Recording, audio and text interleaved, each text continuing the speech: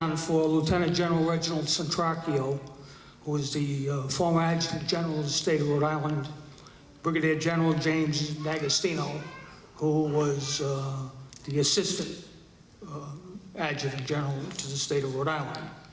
And in a minute, I'd like to read a letter, and but I would like to say that as the Righteous Brothers sang, if there's a rock and roll heaven, then they surely have a hell of a band. Well, Bobby Hatfield right now has got a hell of a partner to sing with.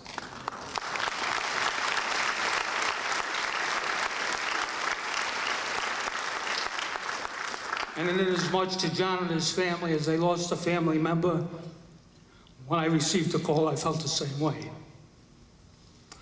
I'd like to read this letter to you.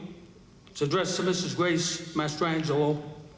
It says, Dear Mrs. Mastrangelo, first let me please extend to you my deepest condolences on the passing of your beloved husband, John, a true pioneer in his own right. He is now in a far better place, one that we can only imagine and pray that we'll enjoy one day. I, like so many other fans, grew up listening to and being thoroughly entertained by John and the various groups he performed with. His many hits are legendary and certainly an everlasting tribute to his considerable skill, talent, persona, and dedication to a vocation he truly excelled in. His is a musical career that will truly live on forever. In the United States military, there are many traditions. One of them is that of the military coin. Most flag officers, which consist of generals and admirals, have their own personal coins which are presented to deserving individuals to recognize excellence over and above that normally expected or required of them. They are individually given to people who understand that the freedom we enjoy and too many Americans take for granted was and continues to be paid for with blood and sacrifices of all who served, or have supported the cause of freedom. Your husband clearly understood what it meant to be an American, what it meant to be free, and he used his freedom to entertain and bring joy and comfort to the hearts of many others, including myself. Through his selflessness, dedication, and consummate passion, Johnny Maestro clearly has been a cut above many others, and through his lifelong accomplishments, certainly he has gone above and beyond the normal expectations. Accordingly, please accept on Johnny's behalf, and as a small token of my considerable appreciation of his life and career, my personal military coin in recognition of his lifelong accomplishments. He was truly earned special and everlasting place in music history. Your husband now is at peace. God will bless him, and may the good Lord also bless and comfort you and your family. And it's signed respectfully yours, Brigadier General James D. D'Agostino, United States Air Force. If I could take just a couple of more minutes and read a letter to Grace once again and her family. This is from Lieutenant General Reginald Centracchio, who was the Adjutant General of the state of Rhode Island. Dear Mrs. Mastrangelo, I would like to begin by offering my deepest sympathies to you and the rest of your family. Through his art, your husband was able to touch the lives of many, many people, even those who did not have the good fortune of knowing him personally. When most people hear the name Johnny Maestro, they immediately think of the great music recorded by the Crests and the Brooklyn Bridge. Timeless songs that are etched in all of our minds forever. But behind the Johnny Maestro persona, there was simply John Mastrangelo, a man who was, by all accounts, a wonderful husband, friend, and all-around human being. With the Crest, one of the first racially integrated groups in popular music, he played a major role in helping to break the color barrier. The effects of decades in front of countless audiences, never giving anything less than his absolute best, tremendous spirit will continue on. It is with this much great regret that due to other engagements, General D'Agostino and I are unable to attend John's memorial service. However, we are quite confident that our associate, Larry Cunningham, will do a fine job, you will decide that, in conveying our sentiments. In recent years, Larry and I have had the pleasure of working with the Intrepid Fallen Heroes Foundation, a charitable organization that benefits soldiers wounded in the line of duty. We have presented the military coin to several individuals who exemplify the foundation's values of freedom and extraordinary character. Therefore, it is with great pride that we extend this honor to your husband. In my position, I am often asked, what makes a good American? Well, there's certainly no definitive answer to that question. There are a few traits I believe are embodied by all Americans, namely a selfless devotion to others, a passion for what is right, and unwavering integrity. Your husband, John Maestro, obviously possessed each of those qualities in abundance. And we should all allow and follow his example, leading an accomplished career and dignified life. May you rest in peace. Yours truly, Lieutenant General Reginald Centracchio, Adjutant General of the Rhode Island National Guard. These awards that are being presented today are the highest awards that can be given to a civilian. They're called the Commander's Award. And as General D'Agostino said, they come from flag officers such as only by generals or admirals. The only other award higher than this could be presented by the Commander-in-Chief, which would be the President. So please accept these as just a very small token of what John meant to the military.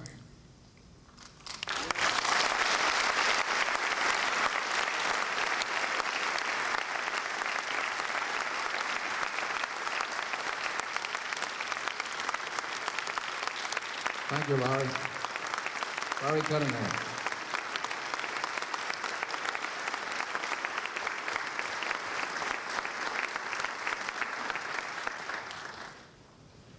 And now, ladies and gentlemen, we have some messages that are going to be read to us by DJ Jimmy J.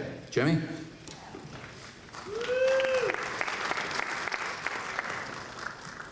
Oh, good. How's everybody doing, all right? You know, this is a celebration for Johnny. Could we give him a big round of applause?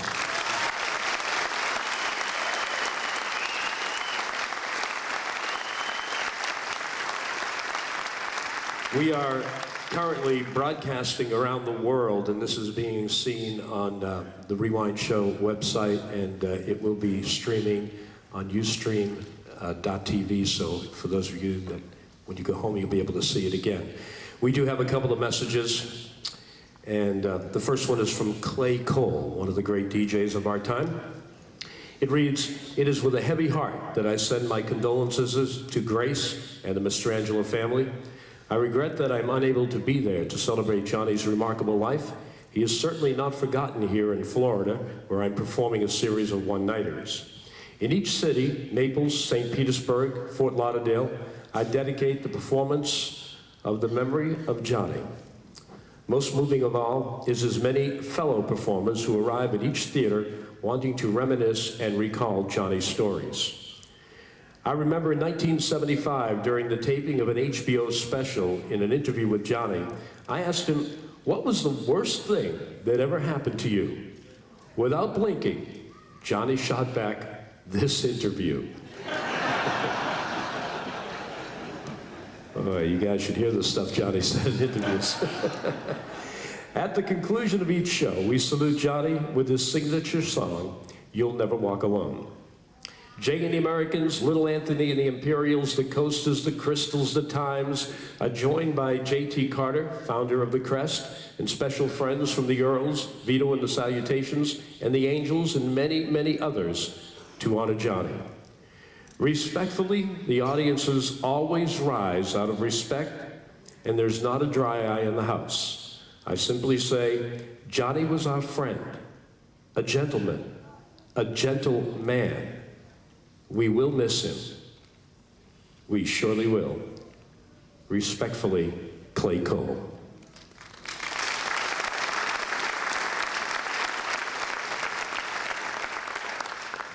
This next one's a hard one because the man is a very good friend of mine, and it's an honor, first of all, to be up here representing the many DJs around the world.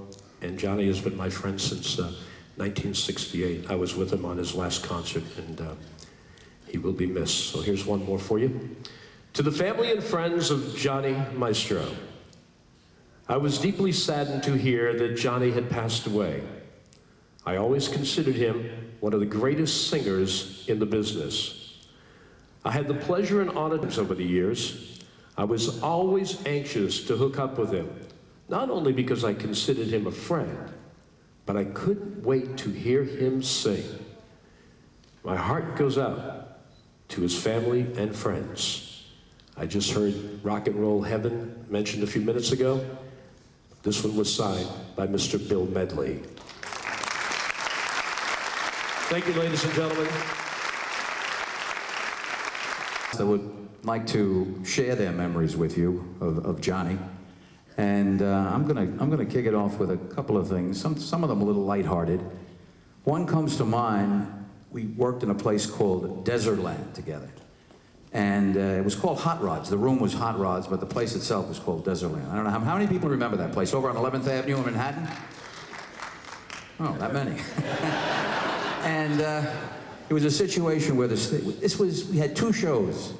I think the first one was 9 o'clock. The second one was some ridiculous time, like 1 in the morning. So it's about 1:45, and it's a stage as high as this, and my wife had gone over. Johnny's singing one of his songs, and my wife walks right in front of the stage and goes, "Hmm." And Johnny looks at me and goes, "Look it up." Really impressing my wife. But there's another moment that was interesting too, that we worked a show up, I believe it was in New Rochelle, in a Holiday Inn or something like, not a Holiday Inn, a bigger hotel, some hotel up there. But Johnny Farina, who was in the house tonight, was there too, and he saved my wife's life, and I'll tell you why. Because it was not a high stage, but a very small stage, maybe 1.5 feet high, and Johnny's up there singing. It was towards the end. But throughout the show, people with the area that they had in front of the seats wanted to get up and dance, which is trouble right there because the guy over here can't see. So, hey, sit down, you know, all this stuff. So Johnny's singing Worst Thing Can Happen, and all of a sudden, a fight breaks out. Johnny Farina grabs my wife, brings it to the side of the stage. I think that was the first time at an oldie show we had a riot. But Johnny never missed a beat. He kept singing, and it was just incredible. Now I'd like to bring up some other people who have some thoughts and memories of Johnny. And first of all, a gentleman who lost his son, unfortunately, in 9/11. He was a firefighter. And from about 2004 till the present, in fact, I worked with Johnny at the last show, just this last October. And because Michael Kiefer's favorite group was the Brooklyn Bridge and Johnny Maestro, he always had them there, and they would raise money for the New York City Firefighters Burn Center. So Bud Kiefer would like to come up and say a few words. Bud, if you would.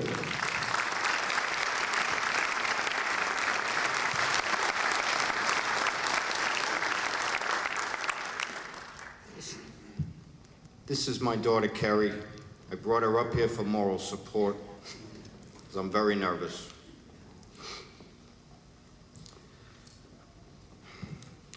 First, let me say that I am honored that I was asked to speak here today and I'm humbled in the presence of Johnny's peers.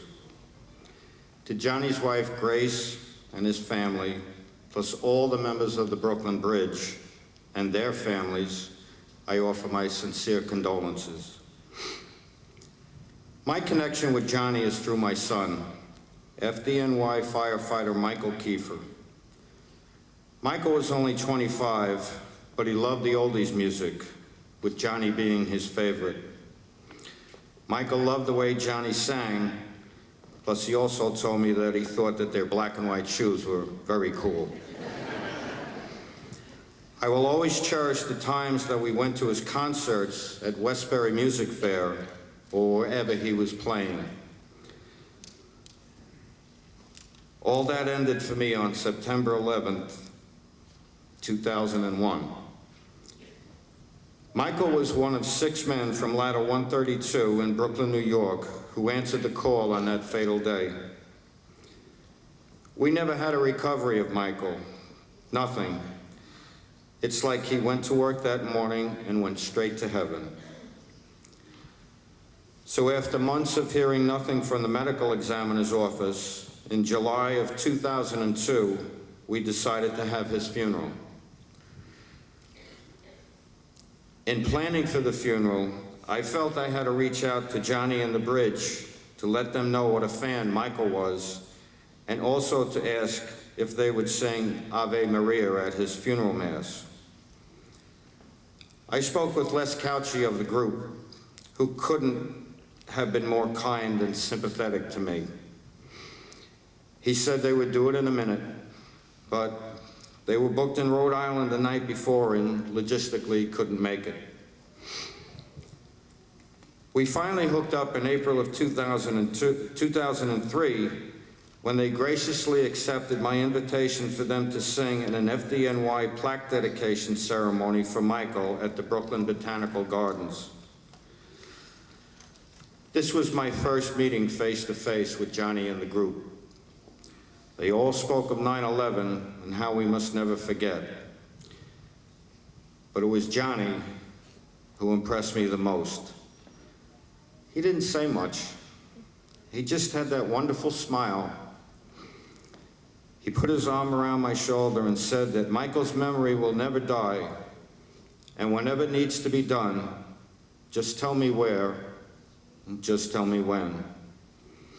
Well, he put on a tremendous show that day for over 300 firemen who really needed an uplift after the events of 9/11. When we decided to have a doo-wop memorial fundraiser in Michael's name in October of 2004, it was Johnny Maestro and the Brooklyn Bridge again who answered the call and headlined the event. To hear him talk of Michael during the show and dedicate "You'll Never Walk Alone" to him brought me back to those wonderful times Michael and I had at Westbury Music Fair. To me, it was better than any therapy a doctor could give. Since then, we have held this memorial fundraiser every year. And last October 2009, although he was very sick and didn't want anyone to know, Johnny insisted on performing and honoring Michael one last time. And for that, I will be ever grateful. Throughout the years, Johnny and the Brooklyn Bridge have become more than just friends to me. They have become family, and families stick together. So now, in their time of grief and sorrow, I offer myself to them. As Johnny would say, whatever needs to be done, just tell me where, just tell me when. Many of Johnny's songs spoke of angels. Well, the trouble in paradise for me is that God took him too soon. Thank you.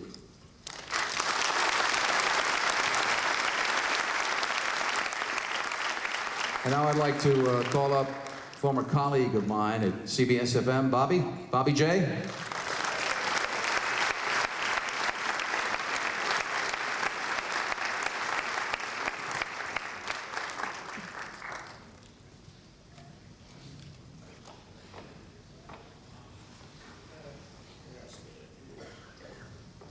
Don.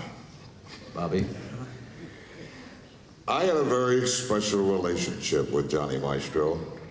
First, of course, as a fan. Later on the radio, playing his records. Even as a promoter. When in April of 1974, my partner Stan Krause and I booked Johnny and the original Crests at the Central Theater in Passaic.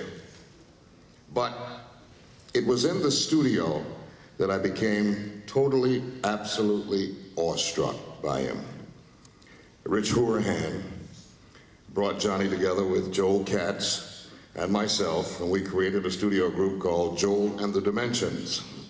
And we recorded 2 CDs, and we even recorded, along with Larry Chance, a song that's become a perennial Christmas standard. They called us Santa's doo-wop helpers, and we recorded All I Want for Christmas Is You. And I was honored when Johnny called me. I was appearing at Westbury. He said, "Hey, look, I'm doing a double CD, The Brooklyn Bridge. I want you to come and sing on it." So, next morning, I go to John's house. He was still living in Long Island then.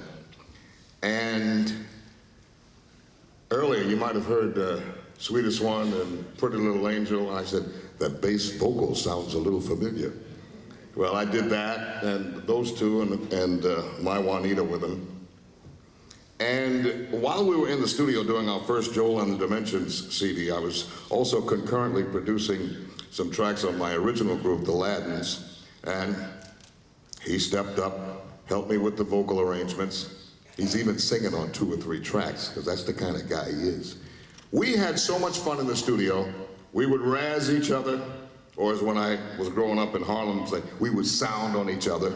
Sometimes we couldn't get through some of the tracks, the takes, because we were laughing so much. And it was always, who's got the halls? Johnny was our halls connection. Well, I got the halls tonight, John.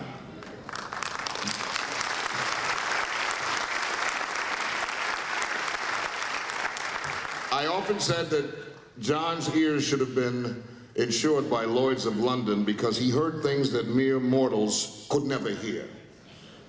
I said John could hear a rat peeing on cotton 100 yards across the room. That's the kind of ears he had.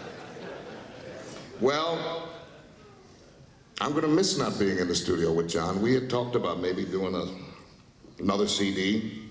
I'm gonna miss not emceeing for the Brooklyn Bridge and them calling me out and singing, and I kind of picked up, Freddie helped me with the steps. I guess I'm an honorary Brooklyn Bridge, huh?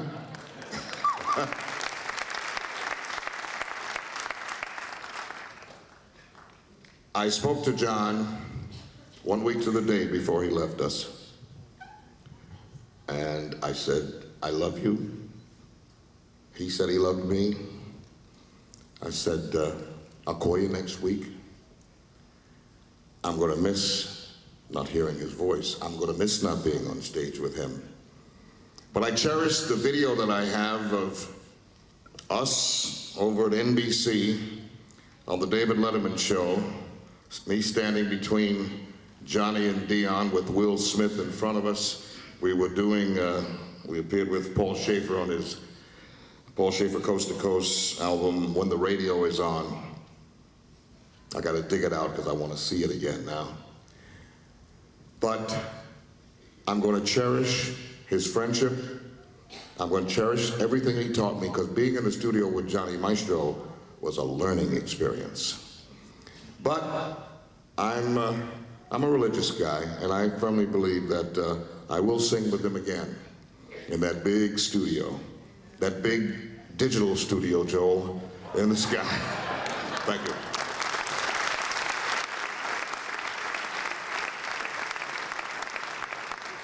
I always envied Bobby. He had a great voice, did a great radio show, and you can sing too. I can't do that. I can only play the records. That's why I got into the business. Couldn't sing.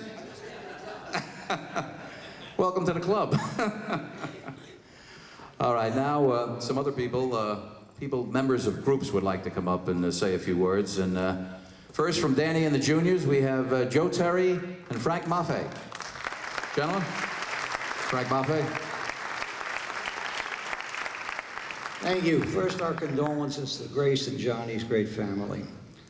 We worked with Johnny Maestro the first time at the Apollo Theater in Harlem, and then again later on with the Brooklyn Bridge. But we got a great opportunity to work with Johnny when he was a single artist, when he had Model Girl. And we traveled all through the Midwest with him. I think it was either 3 or 4 weeks. And we got the caravan, Dickie doing the don'ts, and us and Johnny. And we got to have dinner together, and we really got to know each other. Frank?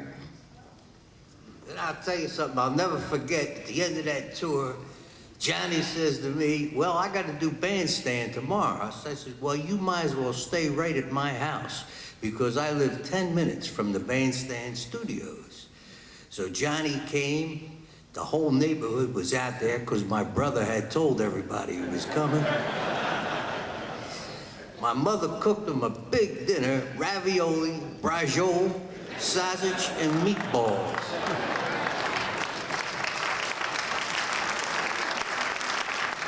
Now, he stayed the night, and the next morning, we got up, and he got all dialed up to go to bandstand, and being a consummate gentleman, he gave my mother a big kiss and thanked her. And I drove him to bandstand, and he did the show, sang Model Girl, everybody went nuts. And I got him back in my car, took him to the station, and he went back to the Lower East Side.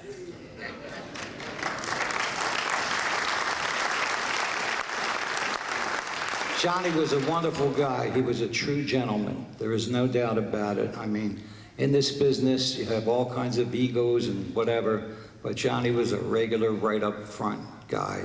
And Johnny Maestro, we love you. We really, really do.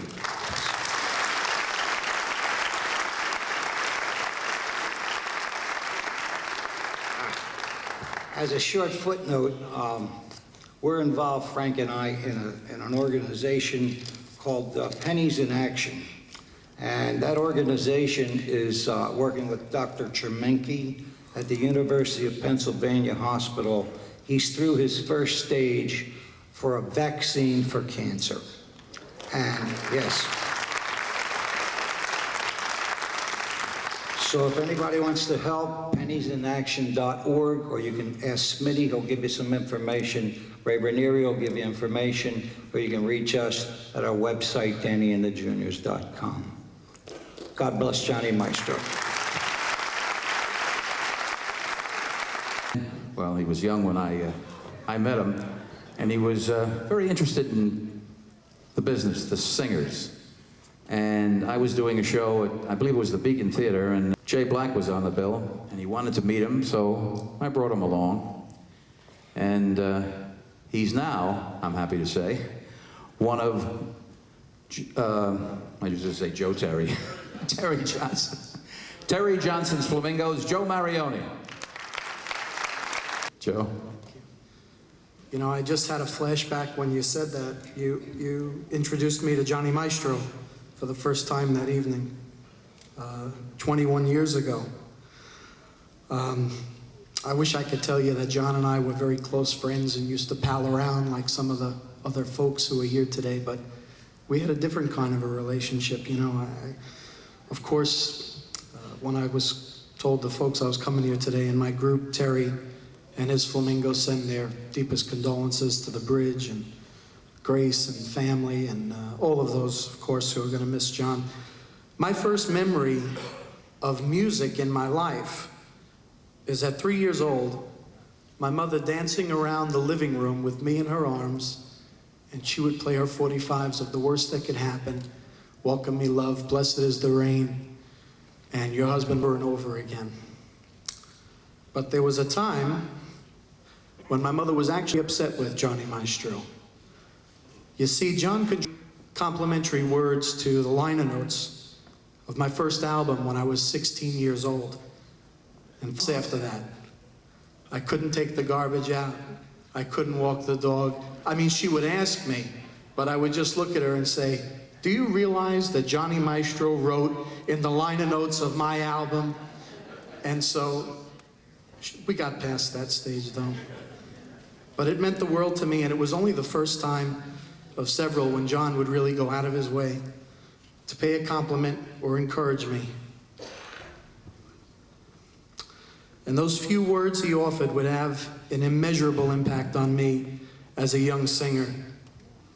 John's dedication to his craft is an enormous inspiration. John getting up every day and doing vocal exercises or practicing a song over and over, as good as he was, he had a God-given gift. But what he did with it is why he was so admired and why we're all here today. I have a sign that I made hanging in my office, and it's a very famous quote. It says, "If a man is called to be a street sweeper, he should sweep streets even as Michelangelo painted, or Beethoven composed music, or Shakespeare wrote poetry. He should sweep streets so well that all the hosts of heaven and earth will pause to say, 'Here lived a great street sweeper who did his job well.'" Well, John was living those words long before Martin Luther King Jr. spoke them. And today, I believe, all the hosts of heaven and earth will pause to say, "Here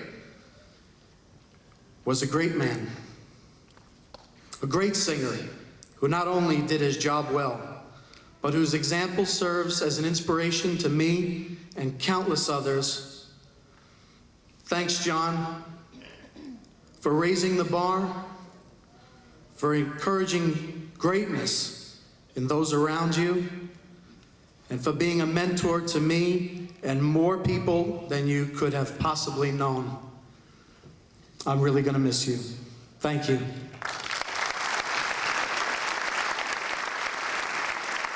The effect that Johnny Maestro had on superstars.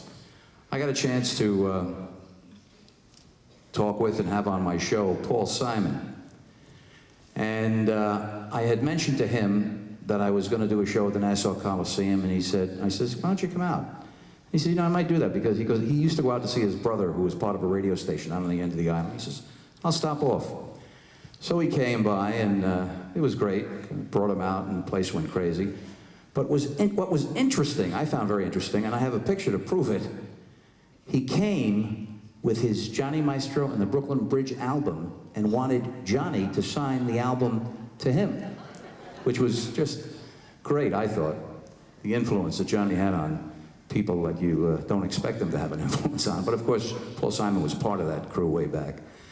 Now I'd like to bring out Vinnie Corella from Randy and the Rainbows. Vinnie? In July 1977, we were in Hartford, Connecticut for a 2-week engagement. And the entertainers out there remember 2-week engagements, 6-nighters. They don't exist anymore. When an agent called and asked us to come to New York City to audition for a scene in a motion picture, we were told Johnny and the Bridge were also being considered, and that that audition before the producers, the directors, United Artists, and MGM was something out of a movie itself. Hundreds of actors looking to get parts for the film. And after several callbacks, the producers decided to pair me with Johnny, Freddie Ferrara, and Jimmy Rosica. I had first met Johnny in the Bridge in 1969 at the Waldorf Astoria. All 11 Brooklyn Bridge members back then. And it was a Billboard magazine convention with Neil Diamond, the Isley Brothers, and disc jockeys from every radio station in the United States. I had already known Les and Freddie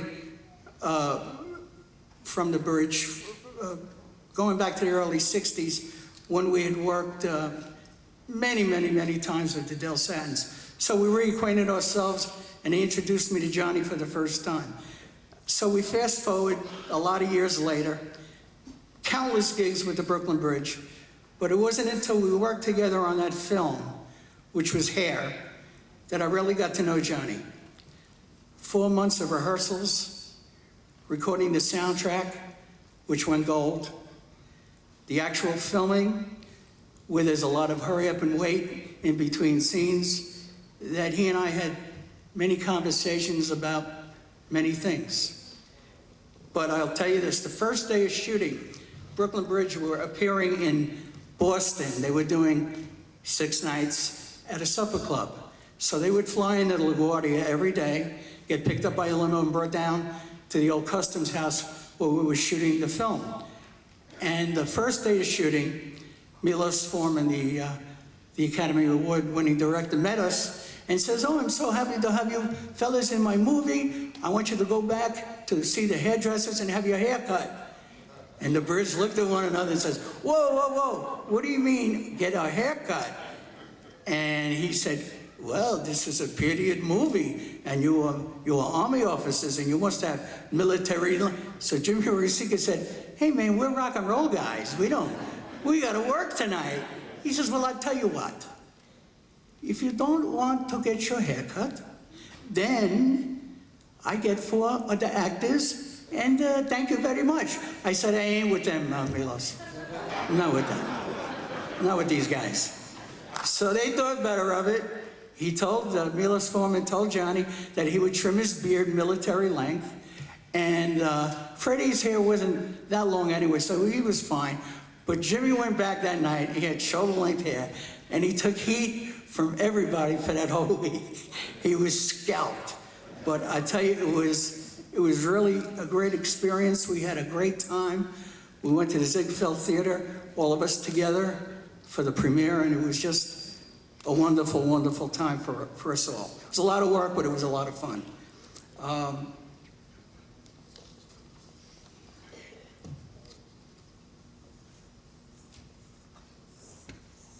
Johnny was sometimes misunderstood. People would say he was shy, he was withdrawn, that kind of stuff. Way off the mark.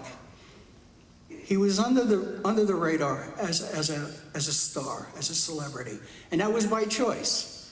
He was a warm, likable guy, and sometimes very, very witty.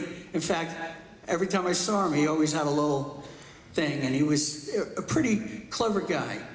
Whenever we worked together, he always had a good word and a warm greeting for me. That's what made it very tough for the group this past February 20th, when we worked with the bridge and John was not there.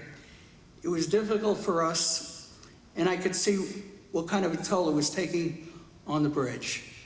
I was always a big admirer of John's body of work, from the great Crest records to every Brooklyn Bridge album that I have from their glory days. My feeling, along with my friend Don K. Reed, is that Johnny and the Bridge are one of the last of the legitimate concert closing acts in the business of what we do. He's an original, a one-of-a-kind, unmistakable voice, an icon, a good man that I liked and will miss on the circuit. Requiescat in pace. Rest in peace, Johnny.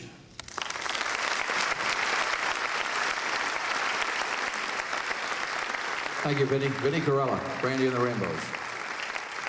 Now, I believe Lenny Coco would like to come up and say a few words. Lenny Coco of Lenny Coco and the Chimes. Hi, guys. Before I say anything, I would like to say grace and your family, Johnny's brother. May God bless you, protect you, and give you the strength to fulfill your life without this loved gentleman. God bless you. I met Johnny many, many years ago, the first time, at a place called the Bayshore Roller Rink. That's right, it's closed now. From that day on, I've had some dealings with Johnny. Number one, I find he is one of the finest producers that I've ever met.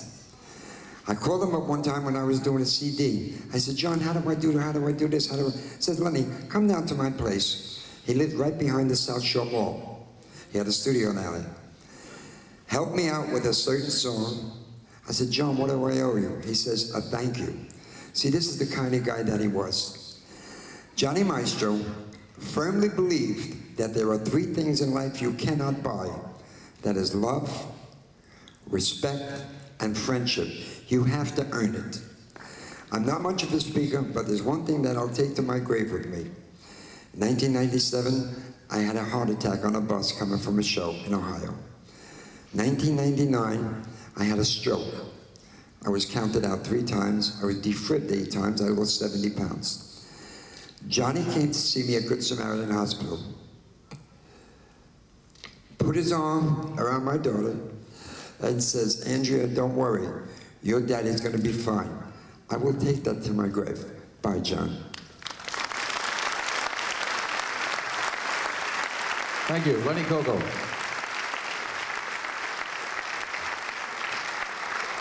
Next, a good friend of us all and a good friend of mine, Vito Pacone of the Elegants.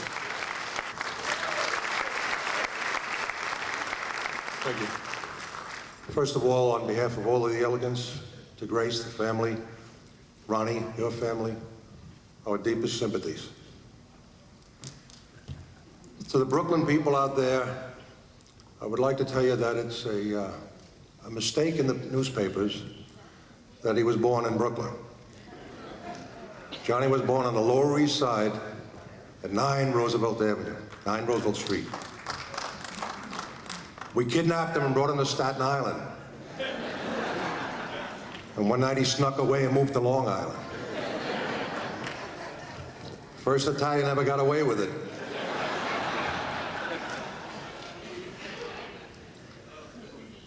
In the words of Paul Simon, who will be my role model now that my role model's gone? You can't imagine what it was like to sing on a show with Johnny Maestro. You knew that he was coming on after you, and it just brought you to a whole other level. You performed that much greater because you wanted to be in the same world that he was in that night. I know him a long, long time. I was 14 years old, he just turned 15 years old. My relatives lived on the Mott Street section and the Mulberry Street section of Lower East Side. He was on the other side. The two sides did not talk to each other, they would not meet each other, and it was really a terrible thing. So I used to sneak over to the other section of Italy, Little Italy, and we would sing down in the catacombs of the Knickerbocker Village. Then we would go over to the Educated Alliance building. We would do some singing over there. I noticed greatness that night, the first night, and I knew in my heart that somewhere along the line this guy was going to be a giant. I had a group called the Crescents then, and he had the Crests. We later on had hit records together, and we were on the charts at the same time. I grew a beard, he grew a beard. We even had the same hairdresser.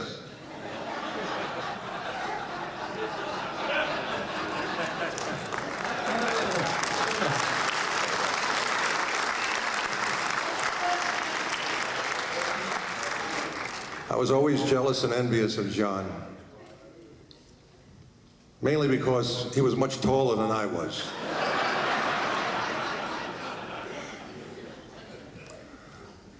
I want you folks to know that every time we sing Little Star, from this day forward, I cannot really ask the question, where are you, little star? Because I know where he is. God bless you, Umar.